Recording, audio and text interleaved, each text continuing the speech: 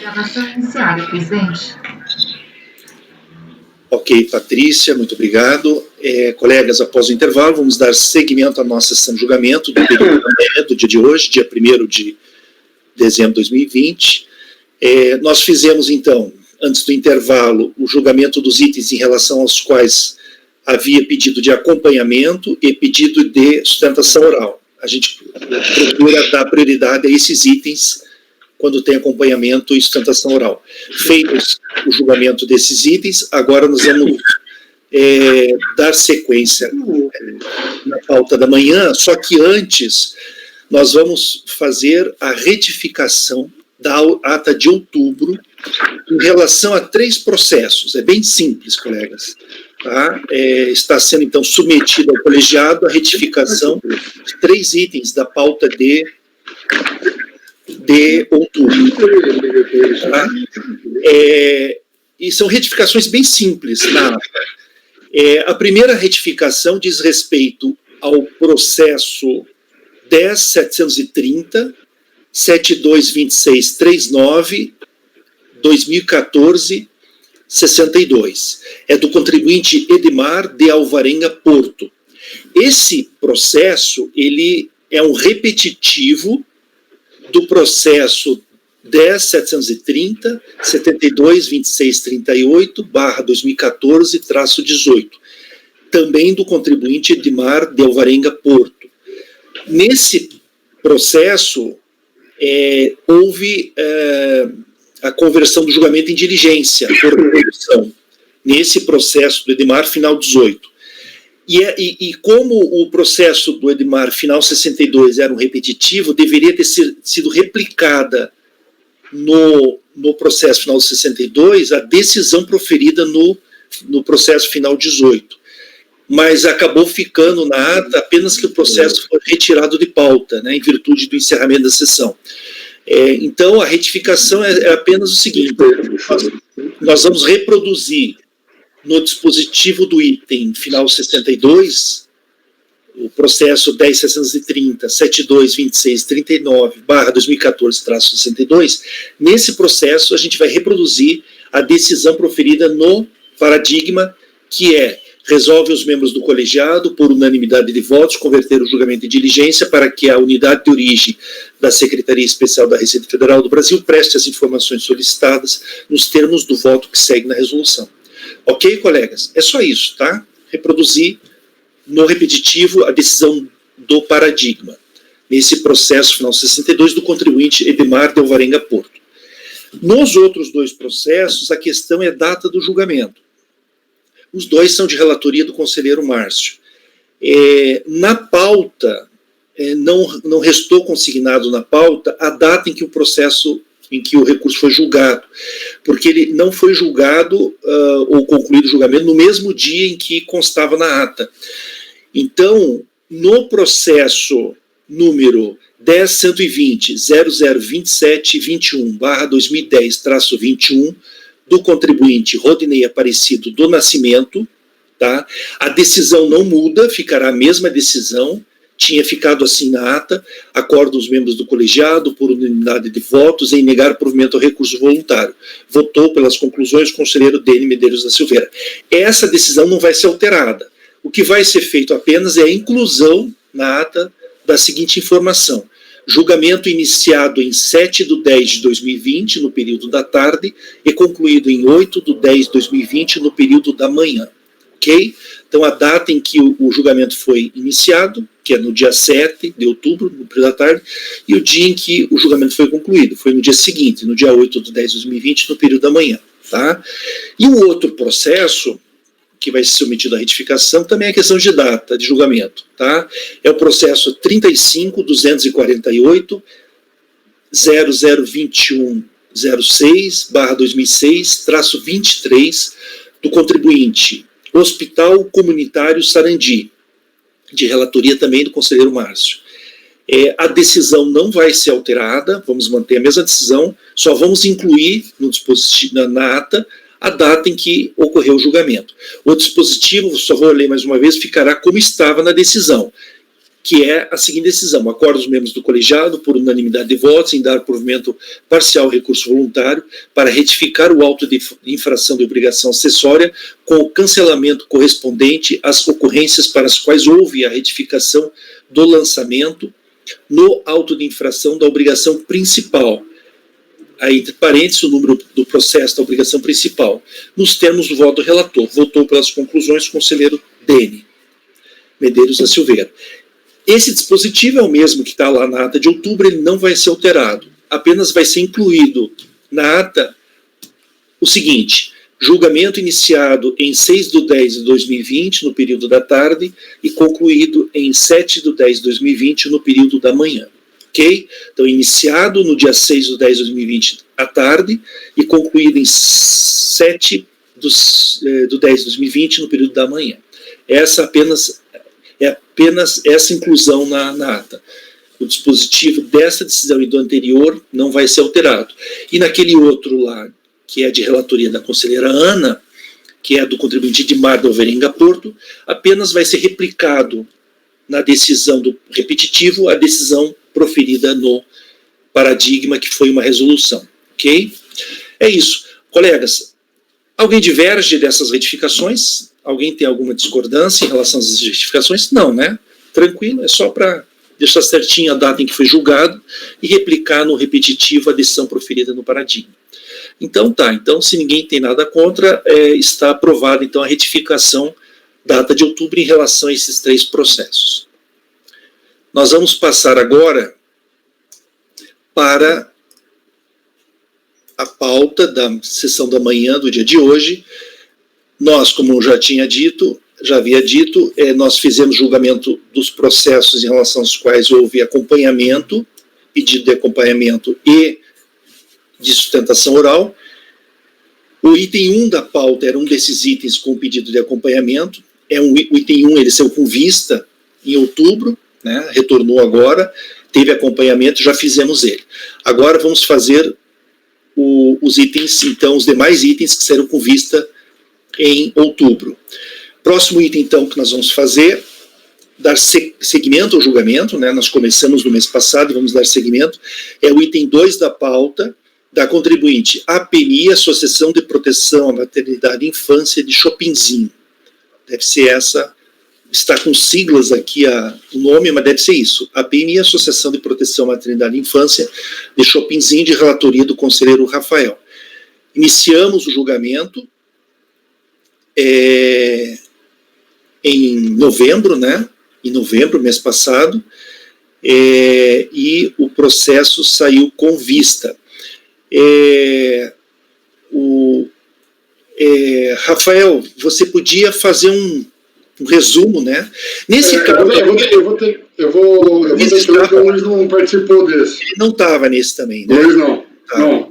Então faz um resumo do voto, o resumo do relatório, e aí faz um resumo do voto para nós. Ok. Pode começar.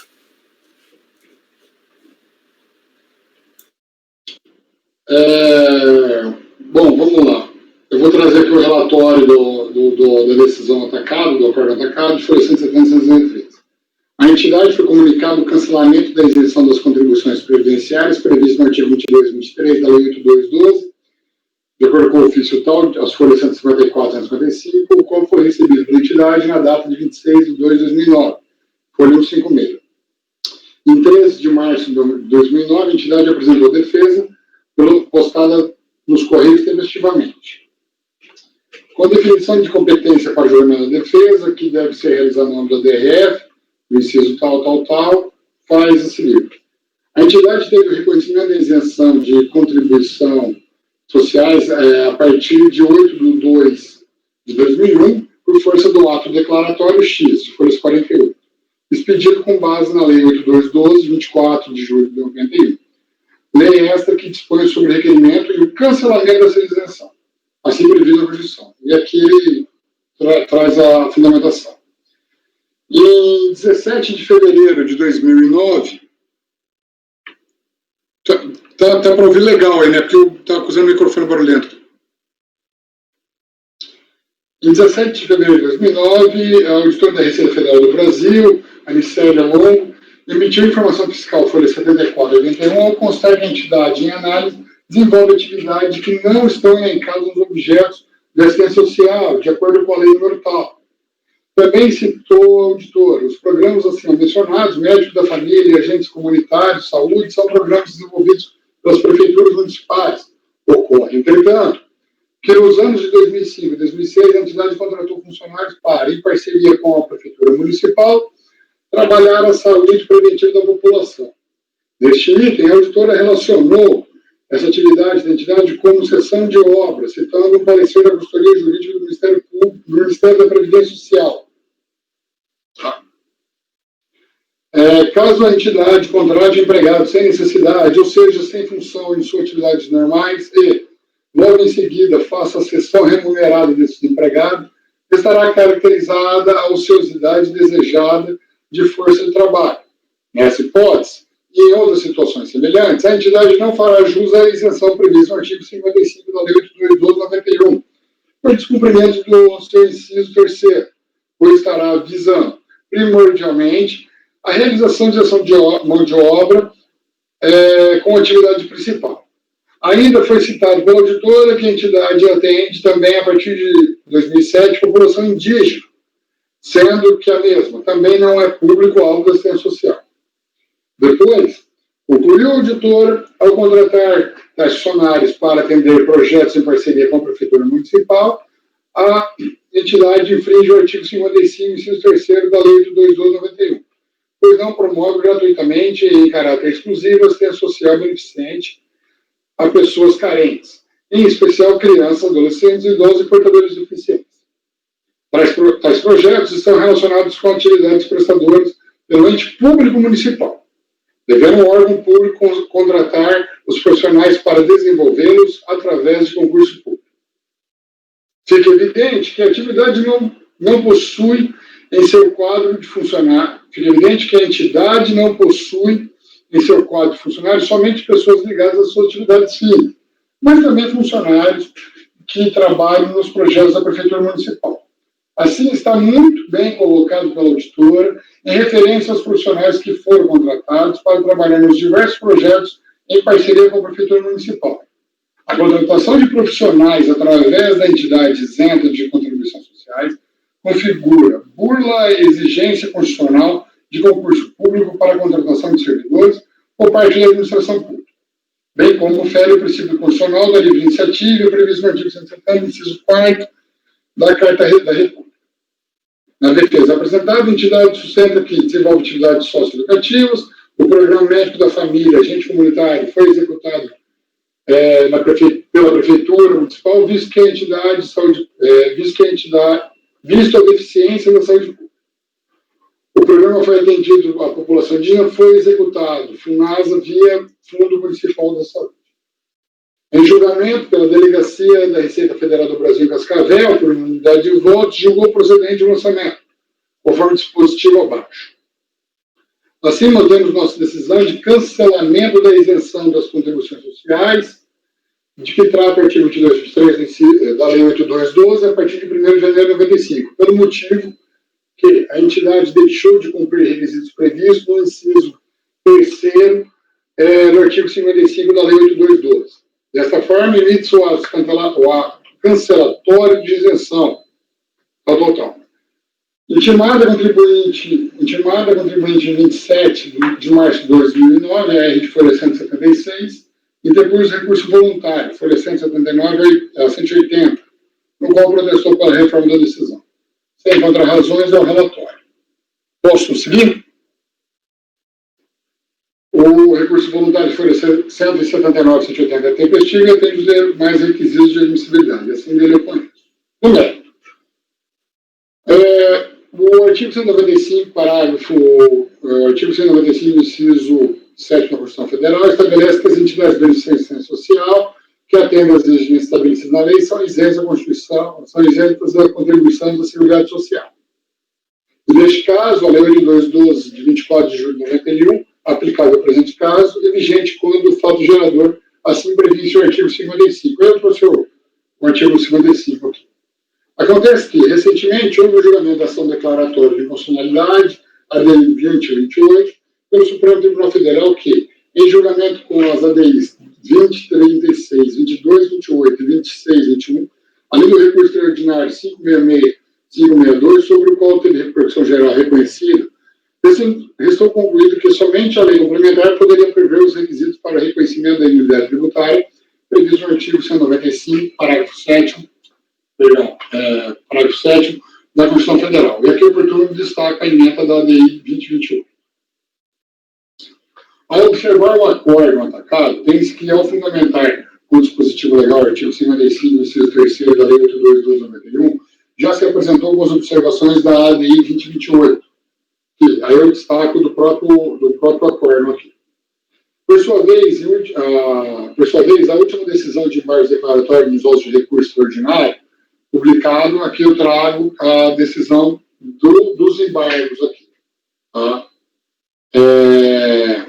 E, nesse sentido, tendo o fundamento legal que embasou o lançamento para a cassação da imunidade alegada, foi declarado inconstitucional com trânsito julgado em 16 de maio de 2020, logo não veio fundamento jurídico legal para não reconhecer a imunidade pleiteada, ainda que o julgamento do recurso extraordinário 566-622 esteja pendente de julgamento de embargo declaratório oposto pela Procuradoria-Geral da República. E, nesse sentido, a fim de evitar interpretações ambíguas, a tese relativa ao tema número 32 da repercussão geral foi reformulada, passando aos seguintes termos. A lei complementar é a forma exigível para a definição no modo beneficente de atuação das entidades de assistência social, contempladas pelo artigo 195, inciso parágrafo 7º da Constituição Federal, especialmente no que se refere às instituições de contrapartidas a serem por elas observadas. Oportuno, destaca o recente acordo número 2001-003, 624, da primeira turma extraordinária da segunda sessão, publicado em 2 de setembro de 2020, de relatoria do ilustre conselheiro Marcelo Rocha Paura, que aqui, no qual ele reconhece, no julgamento do recurso extraordinário 56663 do Rio Grande do Sul, o STF declarou inconstitucionalidade formal do artigo 55 da Lei 8212 e definiu que a lei complementar é a forma exigível para a definição do modo beneficente da atuação das entidades de assistência social, contempladas pelo artigo 195, parágrafo 7º da Constituição Federal. E subsistente é cancelatório de isenção fundamentado no dispositivo da lei ordinária declarado formalmente inconstitucional pela Suprema Corte. Assim, fundamento a aplicação do neófito entendimento. Aí eu trago o artigo 102 da Constituição Federal, o 1039 do Código de Processo Civil e destaco o 62, parágrafo 2º do RICARF. Dessa forma, entendo-se que assiste razão a recorrente, pois o ato cancelatório em questão teve por fundamentação legal o descumprimento de inciso 2º da ação original do artigo 55 da Lei 8212 de 91.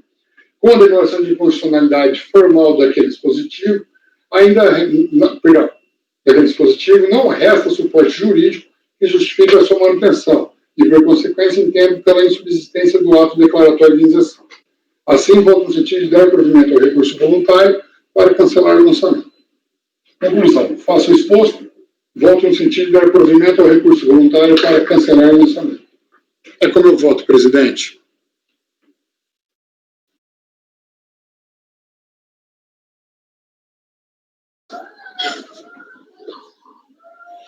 Dani, embora você tenha liberado o microfone, eu não estou te ouvindo.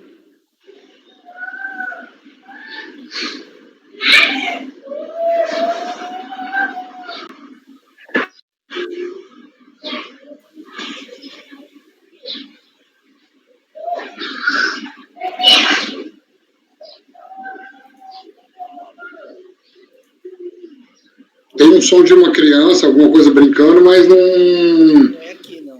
Dani, volta a falar que agora deu para escutar você, apesar de baixo. Deu para escutar agora? Tá baixo. Vai falando aí para ver se aumenta. O contato aqui no microfone.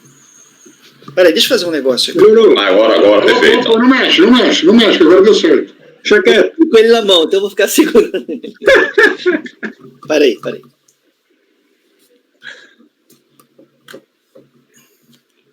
Como é que tá? Tá ok? Tá ótimo. Então não vou nem mexer nele. Então, colegas, o conselheiro relator está nesse voto aqui, decidindo com base, decidindo em dar provimento a recurso voluntário, né? Com base nas decisões judiciais acerca do inciso 3 do artigo 55 da Lei 212, né? As decisões judiciais. Esse processo é com vista. Em novembro, alguém chegou a dar uma estudadinha nesse caso? Alguém deu uma olhada? Alguém gostaria de fazer algum comentário?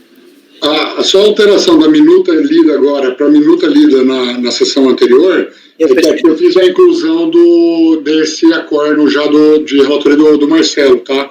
Eles não tinham. Tá, veja. Havia aquele RESP que você cita ali, né? Aquele RESP é discutido o inciso 2 do artigo 55, né? E esse RESP, em 2017, o STF pediu o sobrestamento dos processos no CARF, em 2017, até que fosse julgado, né? E eram os embargos que estavam pendentes de julgamento, né? E em dezembro de 2019, os embargos foram julgados, foi assentada a constitucionalidade do inciso 2 do artigo 55 da Lei 212, e por conta desse julgamento, os processos deixaram de ser sobrestados, né? Só que daí teve embargos, né? Teve embargos em cima dessa decisão, novos embargos. Então, o caso ainda não está definitivamente julgado no STF em relação a esse inciso 2 do artigo 55. No seu caso aqui, é o inciso 3 do artigo 55, né, Rafael? O inciso 3 do artigo 55. Em relação a esse artigo 3, inclusive eles foram julgados, essa ADIM desse artigo, inciso 3 e o resto foram julgados todos no mesmo dia, né, lá em dezembro de 2019. Nessa ADIM, em que é discutido o inciso 3, que é o caso desse teu processo, só uma coisa, a decisão do STF, que reconheceu a inconstitucionalidade, ela não foi do inciso 3, né? Ela reconheceu a inconstitucionalidade da lei que alterou, né? Né? Então, a redação original do inciso 3 está valendo, né? É isso, né, Gregório? A redação original está valendo, né? E a autoridade lançadora, ela tomou por base o inciso 3, né? Eu não sei até que ponto isso afetou, afeta o resultado do julgamento, porque a redação original do inciso 3, a única coisa que alterou no inciso é a questão da gratuidade e a questão de exclusividade, né? Isso aí afeta. O fundamento da autuação, deixa eu pegar aqui rapidinho, eu dei uma olhada nesse processo. O fundamento é que não prestou a exclusividade, o serviço exclusivo filantrópico. A gratuidade. A gratuidade, isso.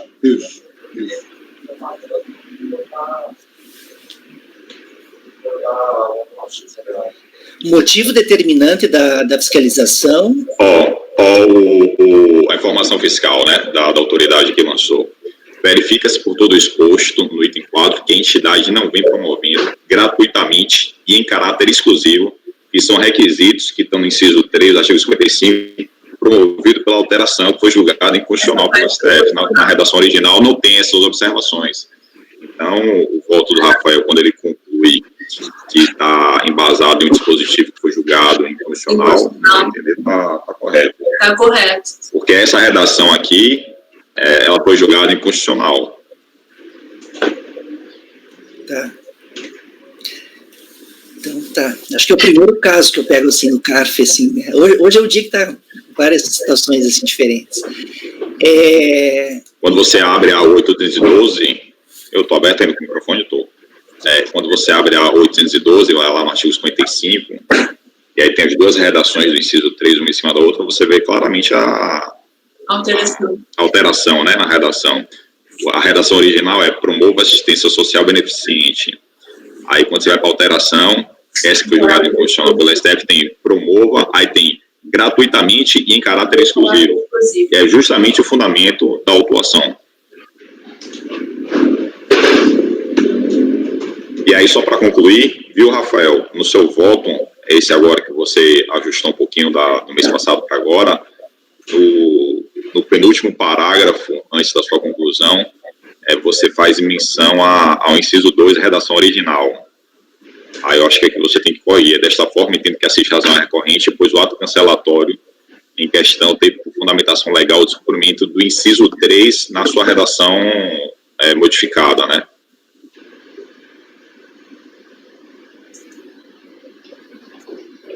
Tá, não, tem que corrigir. Inciso 3. O descumprimento do inciso 3. Com a redação dada pela 9732. Tá. Calma aí. Dessa forma, entendo que assiste razão é recorrente, pois o ato cancelatório em questão teve por fundamentação legal o descumprimento do inciso 3 da redação original, né?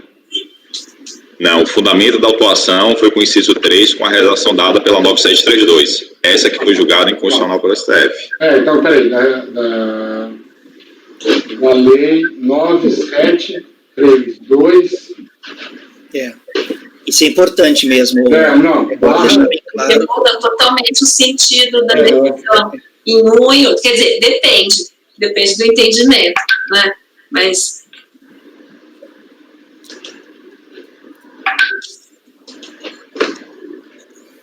É só colocar depois da lei 812, colocar na redação dada pela lei tal, né?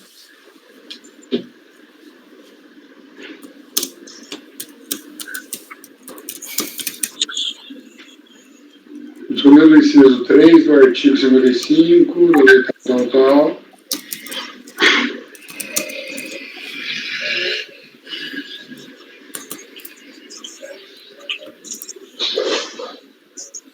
Com redação dada ao dispositivo pela lei número 9732. De que ano que é, Greginho? A lei 9732? 98. 98?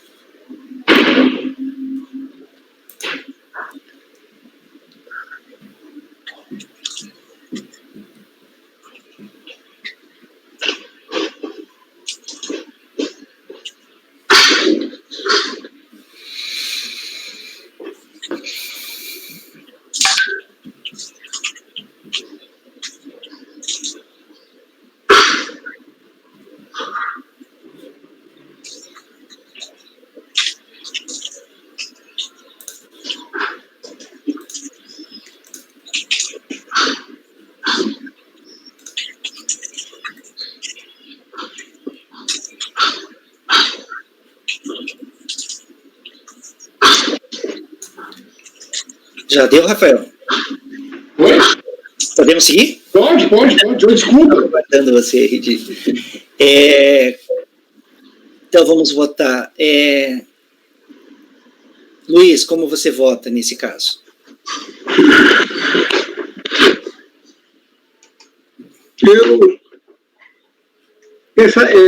Assim, tem algumas questões aí, né? por exemplo, né, no curso apesar da motivação ser o 55.3, no curso do inciso 55.3 da Lei 8.212, no curso do voto, o relator cita o RS 566-622, que tratou de outro inciso. Tá? Ele tratou de outro inciso. Nesse 522, houve aqueles embargos, tais, e ficou assentado que, de fato, os requisitos são aqueles do artigo 14. Paulo Barros Carvalho já dizia isso desde o século passado, que era assim. Mas, só que, quando foi proferida a decisão dos embargos, há um pronunciamento, eu estou procurando aqui os embargos para dizer, né? Porque o 566-622 ele é maior do que esse ADI que o nobre conselheiro trouxe, porque ela foca o artigo 55.3 e o RS 566, ele trata do artigo 55 como um todo, certo? Eu estou procurando aqui a redação dos embargos, que a redação foi bastante criticada, por sinal, né? Que ele diz o seguinte, que ele diz que apesar de que as exigências teriam que ser aquela lá do CTN, mas o artigo 55 ele estava em vigor, ele não foi considerado inconstitucional pelo 566-22. Eu estou procurando aqui o texto, se alguém pegar e conseguir ver o texto dos embargos de declaração, por favor, se adiante, porque eu estou procurando aqui. Porque, inclusive, os embargos foram objeto de muitas críticas, porque ele criou assim, uma certa dubiedade, né? Dubiedade. Então, para não me prolongar, eu vou pedir vista do processo, porque eu entendo aqui que é uma questão de substituição do fato à norma, sabe? Eu não estou conseguindo enxergar como o relator enxergou, e apesar das ponderações foram feitas, eu preciso estudar com mais calculação para ver o alcance dessa questão em relação especificamente ao inciso 55.3, porque a argumentação está contraditória. Tem lá na emenda o 566-622, tem dentro do voto o 566-622, que trata de outro inciso, né? E a gente está falando aqui do inciso 3. E esse inciso 3 está na ADI 2028, que, por sinal, ela trata de um dispositivo que já foi abordado no 566 de uma maneira mais ampla. Mas acho que isso... Pode falar, Renata, pode falar. Posso falar? Eu acho que, não sei se, Rafa, não sei se é que, na verdade, esses três, o 566, 522, essa ADI e mais outras duas, elas acabaram sendo julgadas conjuntamente, inclusive as ADIs viraram arguição de descumprimento de preceito fundamental, me parece, de ADIM, ele transmutou-se a natureza da própria ação, e foi tudo julgado num conjunto, num combo. Então, acho que quem acabou conduzindo, talvez por isso ele tenha feito referência ao RE, quem acabou conduzindo o julgamento foi o RE. E daí, mas as ADIs estão juntas, é um acórdão só. Isso, mas é que está. O que eu estou querendo encontrar aqui são os embargos de declaração que quando o ministro foi esclarecer, é bem claro ele quando esclarece, né? Então eu estou achando aqui a redação exata. Os primeiros embargos... Luiz, eu tenho a emenda aqui, ó, que destacou o seguinte, ó. Vê se é isso que você está querendo, ó. Julgou o procedimento de pedido para declarar inconstitucionalmente o artigo 1º da Lei 9732/98, na parte que alterou a redação do artigo 55, inciso 3º da Lei 8212/91, os parágrafos 3º, 4º e 5º, bem como os artigos 4, 5 e 7 da Lei 9732. Aditou o seu voto o ministro Marco Aurélio, vencido preliminar de conversão da ação direta e a arguição de descumprimento de preceito fundamental. Assentar a inconstitucionalidade formal do artigo 55, inciso 3º da lei, brutal na redação conferida pelo artigo 1º da lei 3298. Ausentisticamente, o ministro Roberto Barroso, tal, tal, tal. Era isso que você procurava? Não, mas a informação foi útil. Mas eu estava procurando era aqueles embargos de declaração no 566-622. Luiz, de qualquer forma, você vai pedir vista mesmo, né? Para mim é uma questão de subposição, fato a norma. Então, só uma questão, mas aí é aquela dúvida que o Luiz colocou no início da sessão.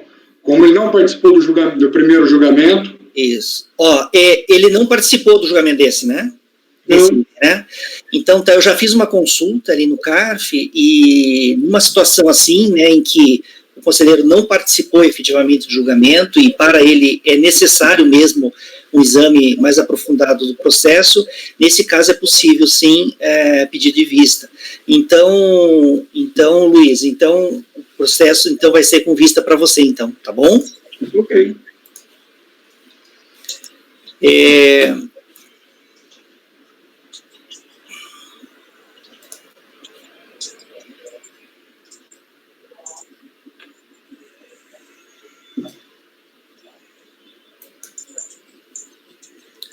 Inclusive aqui eu vou dar nova vista coletiva, tá? Nova vista coletiva. Então, colegas, para o item 2 da pauta. Eu achei aqui o Rafael, o que eu estava procurando. Na verdade, no RS 566622, ficou assentada a constitucionalidade do artigo 55, inciso 2, com a redação, na redação original e nas redações posteriormente pelo artigo 5 da Lei 94.2996, ou seja, ele tratou de outra matéria, tá? Agora, ele fecha dizendo óbvio, dizendo o seguinte: tem que complementar a reforma exigida para a definição do Código Beneficente de Atuação das Unidades. Isso aqui está lá no artigo 14, tá certo? É a lei complementar, não tem dúvida. Eu vou só dar uma olhada aqui, a questão fática, para ver se, na espécie, como você citou muito o 566, e o 566, ele considera assim que o inciso 2 do artigo 55 é funcional, nas redações que ele diz aí, e eu quero fazer uma análise mais vertical assim da questão as razões, pelo que você se fala aí, das razões da atuação em relação à questão da constitucionalidade.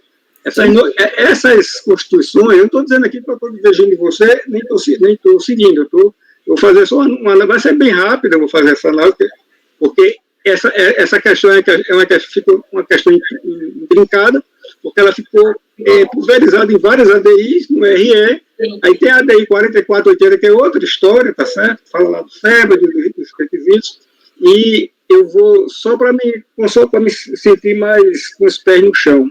Como vocês já tiveram dúvida no primeiro julgamento, tanto é que pediram vistas, então eu me reservo o mesmo direito de ter dúvida agora também, tá certo? Tá certo, então. Então, colegas, o direito será respeitado sempre, Luiz. Tá certo. Colegas, então, o item 2 da pauta, da contribuinte APMI, Associação de Proteção Maternidade e Infância Chopinzinho, ficará assim o resultado. Vista para o conselheiro Luiz Henrique, sendo convertido em vista coletiva. O relator apresentou o seu voto, dando provimento ao recurso. Na sequência, houve pedido de vista, dando provimento ao recurso voluntário. Na sequência, houve pedido de vista, os demais conselheiros não votaram. Ok? Esse foi o item 2 da pauta.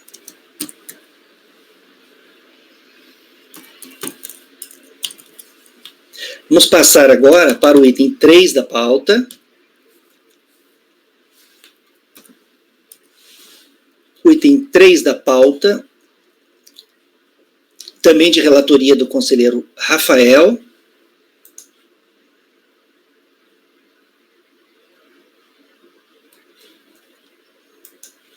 Esse item saiu com vista em novembro.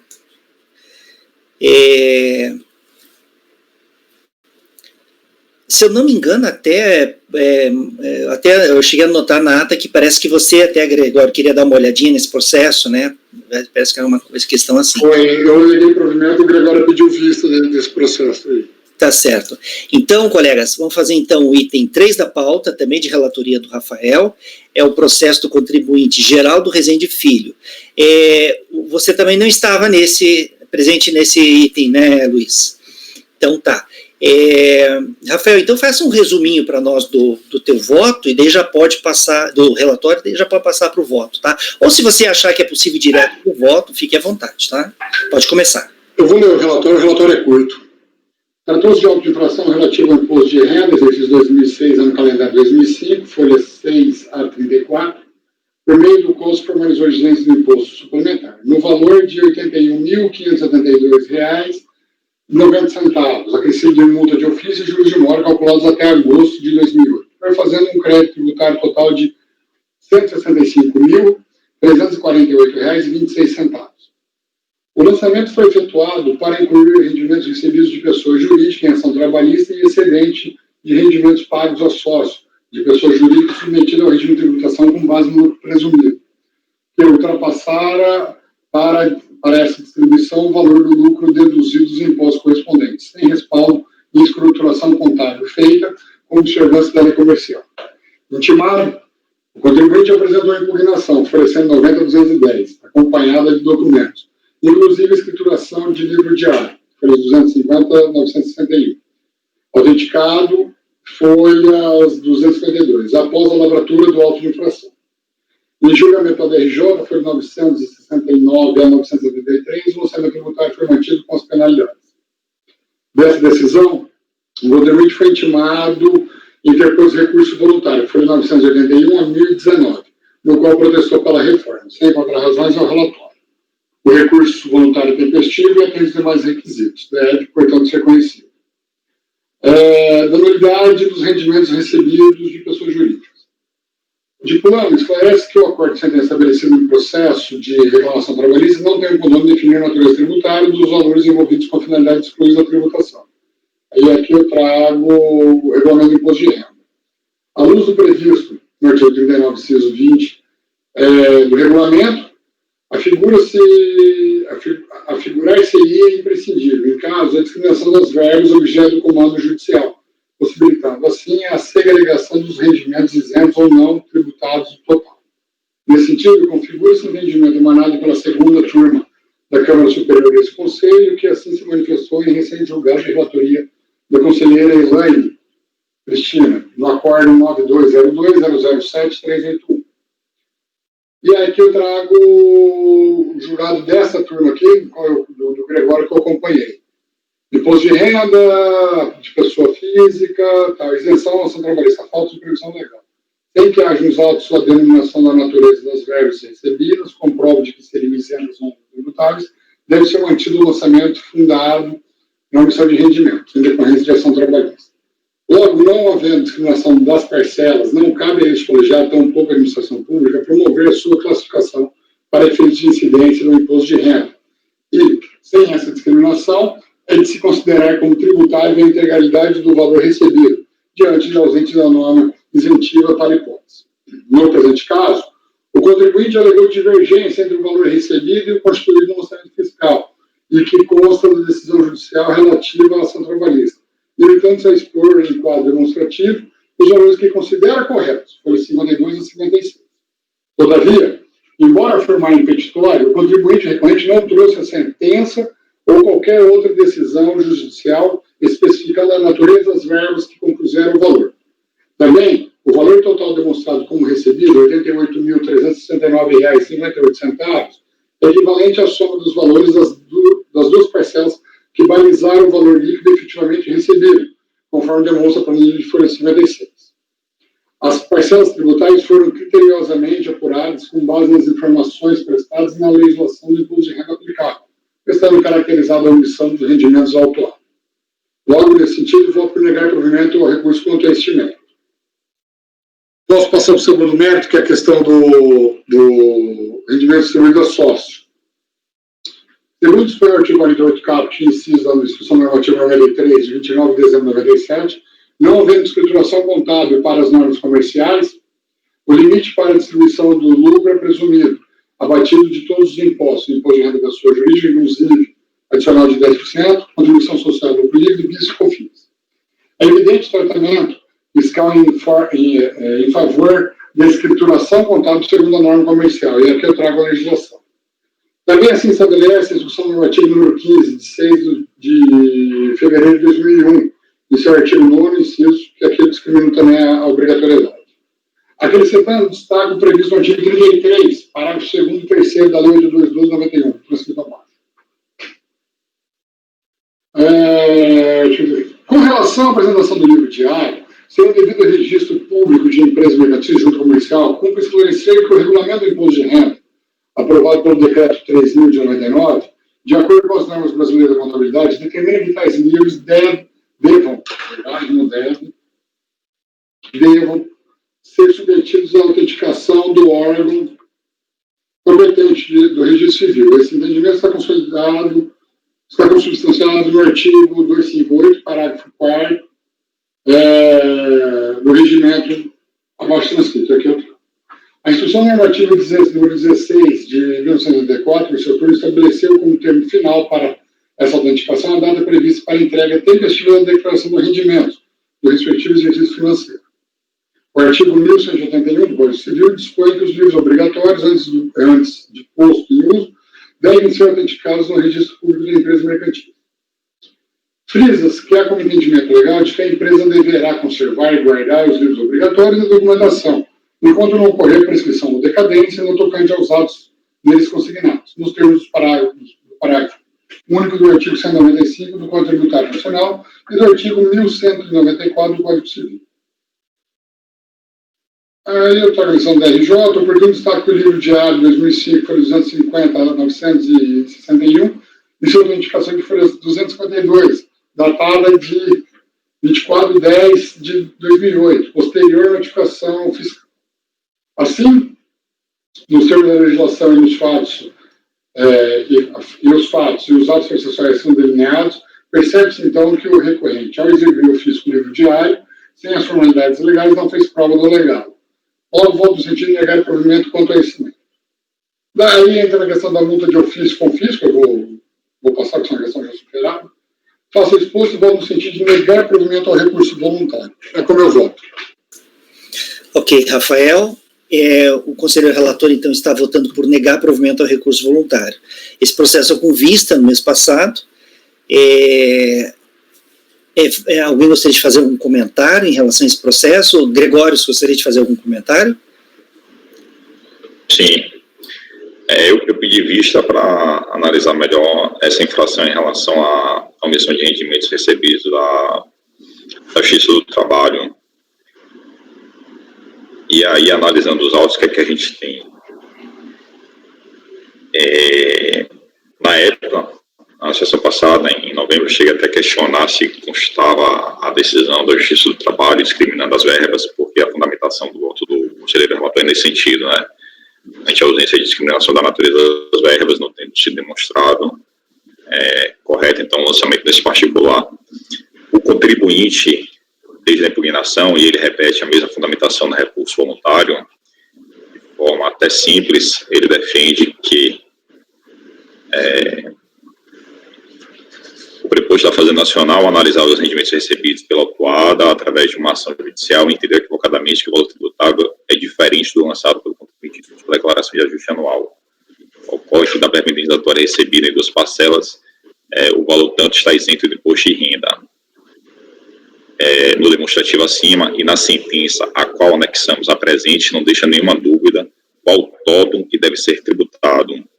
O valor tributável da indenização foi totalmente oferecido à tributação em sua declaração anual de ajuste no respectivo ano calendário. Desconsiderar os valores declarados pelo juiz federal do trabalho como isentos é ignorar uma sentença judicial. No caso específico, seria passar por cima de uma determinação judicial. Diante da documentação anexada, só resta ao senhor julgador excluir o valor lançado pelo auditor. Enfim, então o que ele defende é que as verbas foram discriminadas na decisão judicial e aquilo que foi discriminado como tributável, ele ofereceu a tributação.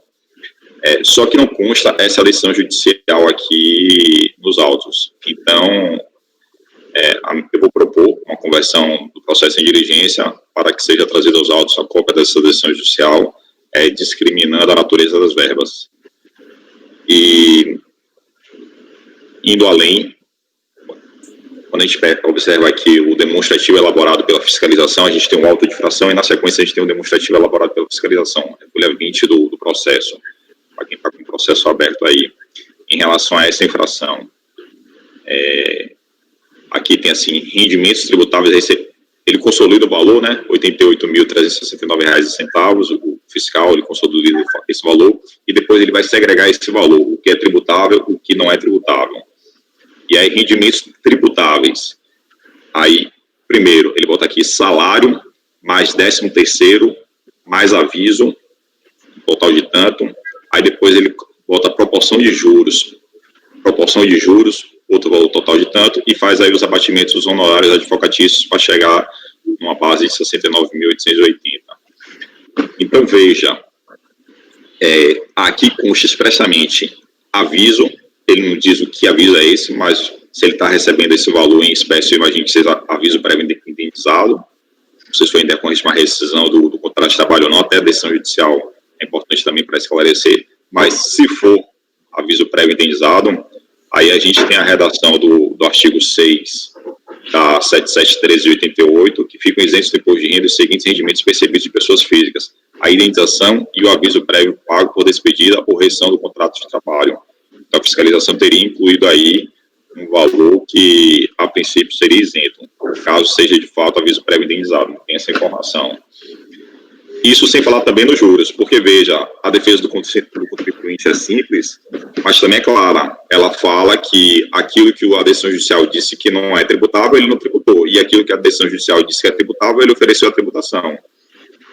Se a fiscalização passando, abre aspas, por cima da decisão judicial, incluiu verbas que, de acordo com a decisão judicial, não seriam tributáveis, ela está incluindo aí, por exemplo, o aviso e os juros. Então, até seria o caso de sobrestar o processo, porque você tem aí tributação de juros decorridos em decisão judicial. Eram essas considerações, presidente. Eu só faço uma consideração sobre a consideração do Gregório em relação ao primeiro ponto apenas, porque eu estou sem a câmera. Nossa, vocês não me informaram que eu estava sem a câmera esse tempo todo, eu também não sabia. Porque o Gregório, eu sou contrário à conversão do julgamento em diligência no caso de instrução probatória, quando o ônus seria do contribuinte. Essa decisão judicial, o contribuinte deveria carreá-la aos autos, não deveria ter sido a administração que deveria instar-se a buscá-la. Por outro lado, eu concordo com essa confusão provocada pelo lançamento, que parece haver tributado verbas que não deveria tributar por força de lei, e aí não por força apenas de decisão homologatória trabalhista, sentença homologatória trabalhista, mas por força de lei mesmo, e também por força de entendimentos internos de atos da Receita, como deles o aviso prévio indenizado, o 13º e outros mais. Se fosse para aferir a certeza dessa tributação, talvez eu acompanhasse o Gregório nas conclusões da resolução, e aí poderia carregar aos autos, portanto, a sentença pedida, embora eu não entenda que a gente deva converter o julgamento de diligência apenas para obter essa sentença que deveria ter sido trazida pelo contribuinte. Ele não traz sentença, ele traz um cálculo judicial feito por um tal de Brito Aragão. Ele traz as folhas 54. Tá. Colegas, então o conselheiro Gregório está propondo uma diligência. Vamos votar a diligência, então? Primeiro? Só um detalhe. Eu queria só que ele esclarecesse o termo exato da diligência. É isso que eu ia pedir. Exatamente. Para carregar a sentença, né, Gregório? Porque para carregar a sentença ou para trabalhar o sobrestamento? Ou os dois? Não, eu acho que sobrestamento não. Eu acho que o acarreamento pode ser da sentença, então, e do acordo, da decisão transitada em julgado, que ele trouxe a questão do sobrestamento, que pode estar havendo tributação de juros. Não houve alegação sobre isso, né? Não houve alegação sobre isso. Não, a proposta de diligência é para trazer a sentença. Para trazer a sentença para examinar a natureza das verbas. É o que o contribuinte defende. O contribuinte defende isso, que na sentença foi discriminado que era isento, que era tributável, e que ele fez de acordo com a sentença, ponto. É uma defesa bem simples. Aí, adicionalmente, eu acrescentei a informação de que, apesar de ser uma defesa simples, o fato é que, ao se manifestar no sentido de que ele tributou o que a sentença disse que era tributável e não tributou o que a sentença disse que era isento, aí estariam inseridos juros, porque a fiscalização, no cálculo da fiscalização, ele bota lá claramente juros. E o contribuinte, de uma forma bem simples, disse, ó, eu não tributei juros, porque a sentença disse que era isento. Claro que ele não falou assim dessa forma clara, repito, ele foi uma defesa bem simples, mas fica o entendimento que se faz. Se baixar a diligência e voltar com a sentença e a gente tiver lá a discriminação das verbas, aí a gente vai decidir se é o caso sobrestar, né? Se é o caso sobrestar por conta do IR sobre juros, ou se é o caso já de julgar mesmo, né? É porque essa alegação parece também implícita, né? Quando ele diz isso, que, tipo, foi tributado aquilo que o juiz entendeu que era tributável e não foi tributado, ou vice-versa. Ele tributou aquilo que o juiz disse que não era tributável. Nesse ponto tinha juros. Então, quer dizer, aí tem uma alegação implícita, né? Quer dizer, de que essa tributação é indevida. Ainda que ele tenha falado, não se tributa juros, mas ele está falando, tributou-se algo indevidamente por conta da decisão judicial. E aí tem a tributação dos juros. É o que a gente chama de alegações deduzíveis. Deduzíveis e as deduzíveis. Essa é a deduzível. Agora, para robustecer a tese aí do Gregório, da necessidade da diligência, é bom só a gente visitar o enunciado 6 de súmula CAF, que é, aliás, 6, não, 62 de súmula CAF, ele é vinculante, inclusive, de 2018, e ele é pouco citado aqui, eu nunca havia sido citado nessa súmula. Apesar dele se referir a contribuições previdenciárias, ele diz o seguinte, a base de cálculo das contribuições previdenciárias será o valor total fixado na sentença ou acordo trabalhista homologado, quando as parcelas legais de incidência não estiverem discriminadas. Ou seja, o raciocínio, aí aqui eu vou concordar plenamente com a analogia da doutora Ana, ele se aplica como uma luva, tá? O mesmo raciocínio que vale lá para as contribuições previdenciárias, que está lá no teor daquele enunciado, ele vale para o imposto de renda. O mesmo raciocínio, as bases de cálculo, a gente pode aproveitar o mesmo raciocínio do enunciado de súmula. Eu achei bastante simpática a proposta do Gregório, inclusive eu já encaminhei em outros tempos aí em propostas semelhantes. Eu acho que o controle da legalidade abrange isso aí.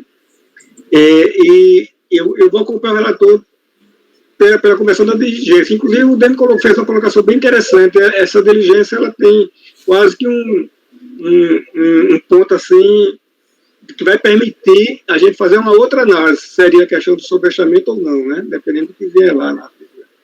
Então, eu já estou adiantando meu voto. Eu voto com a proposta de diligência. Então, Luiz, só em relação a esse item aí que você colocou, de tratamento igual ao imposto de renda e contribuição, se não me falha a memória, eu já ouvi uma discussão que na Justiça Trabalhista, tinha um tratamento diferenciado em termos de obrigatoriedade entre contribuições e imposto de renda. Ou estou enganado? Eu acho que eu ouvi uma discussão em relação a isso já. Como assim? Não entendi, Francisco. Fala mais alto que estou vendo. Eu também não consegui ouvir. Não, a questão de tratamento igualitário para o juiz do trabalho de decisão entre contribuição previdenciária e imposto de renda. Então, para efeito de contribuição previdenciária, eles teriam uma vinculação lá, uma obrigatoriedade, o que não ocorreria de igual forma para efeito de imposto de renda. Eu me recordo que eu já ouvi uma discussão em relação a isso. Agora essa discussão, inclusive, você já trouxe aqui, mas essa discussão ela já está bem superada, viu? O TST, quanto às contribuições previdenciárias, não tem muito descritivo, porque a própria Justiça do Trabalho pode executar as contribuições previdenciárias que ela mesma apura dentro da reclamatória trabalhista, isso é pacífico.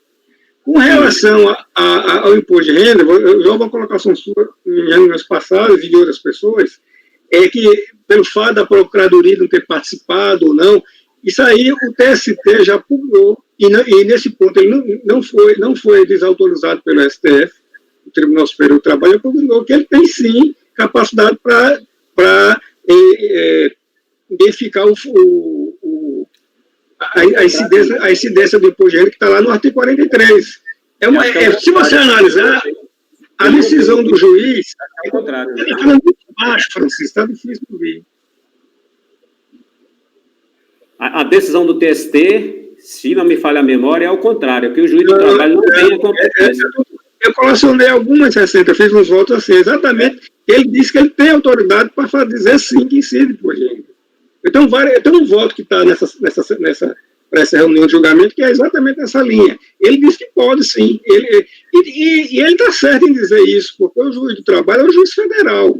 O fato de ele ser especializado em direito do trabalho não afasta a possibilidade dele se pronunciar sobre as questões que estão lá na lei trabalhista, inclusive as questões tributáveis.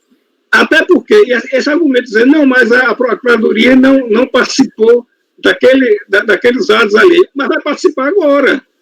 Se aqui no âmbito administrativo, se nós, a depender dos entendimentos que nós tivemos, se pode ou não, ela se pronuncia agora, exatamente na esfera tributária. Eu posso recuperar daqui a pouco os julgamentos que eu fiz. Tem vários julgamentos do TST já consolidadíssimo no TST, isso, que não foi desautorizado pelo STF, por isso eu acho estranho que um órgão administrativo desautorize o TST. A decisão do trabalho, da Justiça do Trabalho, é a decisão de um juiz togado, um juiz federal, que é especializado em direito de trabalho, mas que pode se pronunciar sobre tudo que tiver na liga ali, que ele está enfrentando.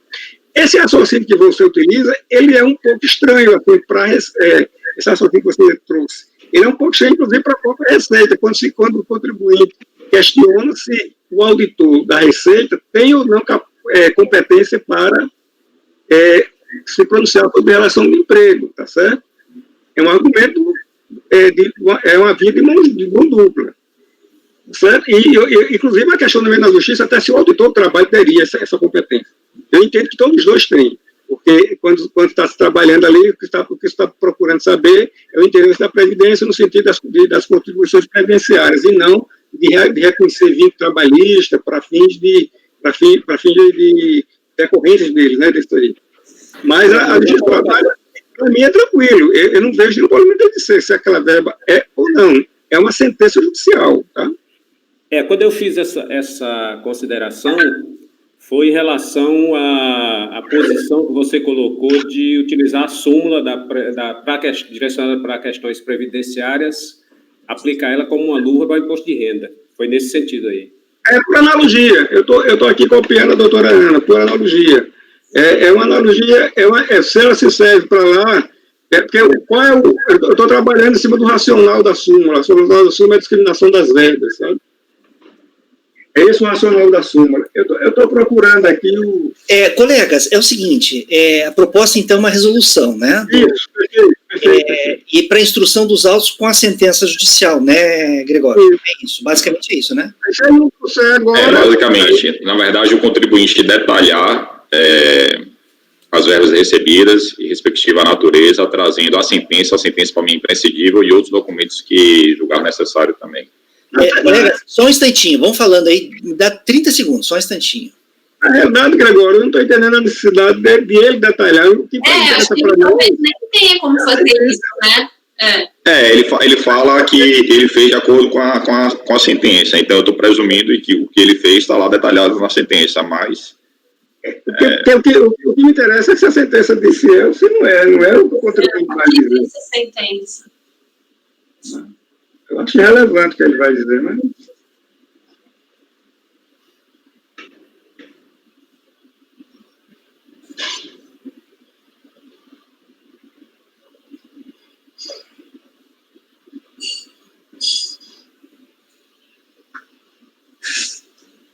Foi esse caso que a gente discutiu, não sei se foi a sessão passada ou algumas sessões, foi esse mesmo caso do Rafa? Que a Ana... Esse contribuinte, ele tinha dois processos. Num acordo, as coisas se definem, né? Eu lembro perfeitamente disso. Lembra? Ele teve dois processos. Um dele foi julgado improcedente, o recurso. E esse era o outro que o Gregório tinha pedido vista. Que aí estava nessa questão, se tem que discriminar, não tem, que pé que traz. Eu entendi que que, embora ele tenha falado em sentença, ele não trouxe sentença, não trouxe nada, ele trouxe uma memória de cálculo. Eles têm prova, não dá. A memória de cálculo não é nenhuma memória de cálculo que eles trazem dados, por exemplo. É uma coisa que ele mesmo fez. Eu pactuo daquela mesma ideia, que não cabe a nós, temos que fazer a parte que o próprio contribuinte não faz, né, de justificar. Então... O Rafa, essa memória foi ele mesmo que fez, não é nada... Não, ele pega do processo, mas assim, ninguém sabe... Já muda um pouco, né? Não, ninguém sabe se é do processo, se é ele que fez para a lista de execução. Ele traz aqui, Brito Aragão, cálculos judiciais. Pronto, ele trouxe isso. Aí não dá. Férias, 13º, aviso, aí tal. Ele traz essa memória. Não dá nem para saber se esse cálculo foi homologado no processo trabalhista, entendeu? Precisa de mais provas, de fato. Não tem condição. Gregório, essa diligência seria para a instrução dos autos com a sentença judicial? E mais alguma coisa? E o que ele entender necessário. Mas a sentença tem que... o objetivo é a sentença, é a decisão judicial. Seria o caso, então, também dele juntar, então, Gregório, a sentença homologatória dos cálculos em execução, né? Talvez nem tenha isso. Pede para ele juntar as cópias do principais... Porque na trabalhista, até onde eu me recordo, veio o acórdão, é um perito judicial que faz os cálculos, de acordo com o acórdão, ou o acórdão ou a sentença recorrida, e aí as partes intimadas vão impugnar a memória de cálculo, e aí sai uma decisão homologatória desses cálculos, né? Perfeito. Colegas, é o seguinte, já está dando nosso horário, então vejam, diligência, então, tá? Luiz, você acompanha a diligência? Sim ou não? Eu confesso que eu estou em razoável dúvida. Eu estava tão empolgado, eu disse que sim, mas esses argumentos trazidos como é interessante o debate, né? Trazido pelo Rafael, eu amoleci, sabe? Eu não estou tão seguro da diligência, não. Eu acho que eu vou acompanhar o relator. O relator, então, rejeita a diligência. A diligência e já antecipando alguma coisa, eu vou acompanhar o relator. Tá. Francisco, se é diligência ou não? Eu vou acompanhar o relator. Sem diligência, né? Renata? Eu acompanho a diligência. Lembrando que a gente acompanhar ou não acompanhar, acho que a gente pode pensar que isso aqui é a mesma história de pedir a tela CIFT. Não vem a tela CIFT no processo que tinha que vir, então a gente já nega o lançamento de nulo. É a mesma coisa, é instrução probatória a cargo de uma ou de outra parte. Tá. Então, é isso. Beleza. Rafael, você rejeita a diligência e mantém teu voto, né? Ana, como você vota? Eu acompanho a diligência. Diligência, eu vou acompanhar o relator também. Falei o Márcio. Falei o Márcio, desculpa. Fiquei olhando para vocês na tela, quem que faltou. Márcio, você rejeita a diligência, né? Não, eu não rejeito a diligência. Eu já expus esse meu entendimento em outras vezes, repito, eu acompanho as diligências, eu acompanho as conversões de julgamento de diligência, porque eu tenho um julgador na turma que está em dúvida em relação ao caso concreto, então eu não posso querer, pela prestação jurisdicional, que ele julgue em dúvida. Então eu acompanho a diligência do Gregório nos termos por ele propostos, nos termos que ele vai redigir. Então eu vou acompanhar a diligência também, tá? Para fazermos essa diligência, já que é do interesse do Gregório e dos demais, né, que votaram a favor, então eu acompanho a diligência, tá? Eu vou consignar, colegas, então deu por maioria a diligência, ok? Eu vou consignar na ata um dispositivo bem simples, porque para deixar por conta do voto os termos da diligência, ok? Veja se vocês concordam com esse dispositivo para o item 3 da pauta. Item 3 do contribuinte Geraldo Rezende Filho. Resolvem os membros do colegiado, por maioria de votos, converter o julgamento em diligência para instrução dos autos nos termos do voto que segue na resolução. Pode ser assim? Designado. Isso. Vencidos os conselheiros, daí, né? Vencidos os conselheiros. Colocar na Rafael, relator. Francisco e Márcio, que rejeitaram a diligência. Eu não. Luiz. O Márcio concordou com a diligência. O Márcio concordou. Estou perdido com o Márcio. Desculpa, Márcio, perdão. Quem rejeitou a diligência foi o Luiz e o Francisco. Luiz, Rafael e Francisco. Luiz, Rafael, então, Francisco e... Desculpa, gente. Que rejeitaram a... Agora, só aquela analogia que a Renata fez, eu acho um pouco inapropriada, porque a questão da exercício do CIP é a questão de ex-leves, né? Assim, os valores das terras ali. E depende de outros fatores, como, por exemplo, se existe ou não convênio com a Receita Federal. Isso que eu entendo ali não é essa situação que a gente está vendo agora. São situações distintas, tá, doutor? Eu acho. Tá. Gregório, posso designar você, né? Para fazer a resolução, né? Você já está com ela pronta aí, pelo que você falou, né?